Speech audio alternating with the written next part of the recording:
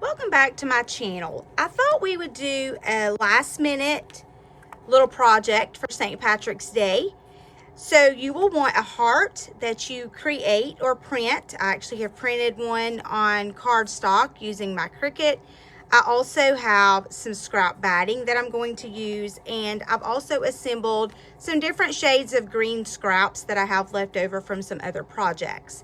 So we are going to assemble a shamrock using a free-handed stem, and then we are also going to make 3 hearts that we're going to put together to create the shamrock. So gather your supplies and let's get started on our project. I prefer to cut my hearts out in layers so that it saves a little time. So I have stacked 3 pieces of scrap batting up under my template for my heart, and I have also pinned that in place with a few pins, and I am just going around that heart to cut out all 3 pieces. I'm going to also pin it to all 3 pieces of the fabric that I have and create the 3 hearts the same way. So next, I have picked out a t-shirt. So this is just another shade of green, Comfort Colors t-shirt. And what we want to do is we want to take the layers that we have for the batting and place those up under the layers that we have for the hearts. And so you will just stack each heart onto one of your pieces that is batting, and then we are just going to position those the way that we want those to look and just form that shape that looks like a shamrock. Now if you want them to overlap, you could overlap those. And if you don't, then you can leave space in between them as you create your layout. So you will just continue to position these until you have created the shape that you want. If you're going to add the free-handed stem, you may want to turn it so that it goes this direction, and you can pop the stem right down here at the bottom in between those. So just play around with your design until you get it the way you want it. And then you're going to pin this in place to your shirt.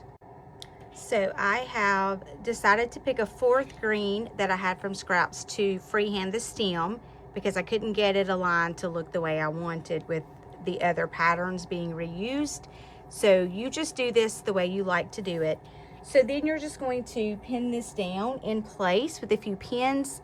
Make sure that you are only pinning it to the top layers, so make sure you go up under the shirt, because when you are sewing around the edges of the heart, you are going to come back and cut slits so that we get that frayed look.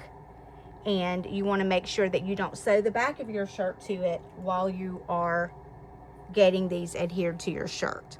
So you are just going to get these pinned in place, and we're going to take this to the sewing machine, and we are going to sew a 1/4 inch around all of the edges of every heart, also the stem, and get it into place. And then you will come back and cut slits to fray it. Also, if you have experience with quilting, you can also use a temporary adhesive and spray the bottom part of the batting to the shirt, and then you can lift that up just to tack it down temporarily if you're not a fan of pins. And so you would just do the underneath layer with a little layer of glue, and then you would come back and tack it down temporarily for your fabric part, and then it will just hold it while you sew. And you would do the same for your little stem. And it doesn't have to be a lot, just enough to kind of hold it in place for you to sew without it moving. So that's another little tip if you don't want to fool with pinning. So you want to make sure that you are using 1/4 inch foot, and you will just keep the foot aligned with the outside edge of the heart. You will want to backstitch, start and stop at the beginning of each part and then at the end.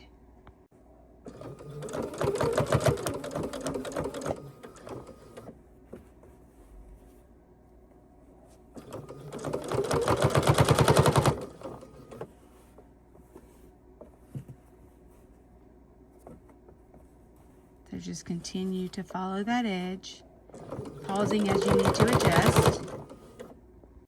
So once you have it stitched in place, what you're going to do is just come around the edges, and you are just going to make little clips all the way around, and just make sure you don't go in too far where you cut these seams that you just created. And you can make these as wide or as small or as close together as you want them to be, but you're just going to continue to do that. And then what you can do is just kind of take your fingernails and kind of just rough it up, and it's going to give this little fringe look around the edges of it when we finish.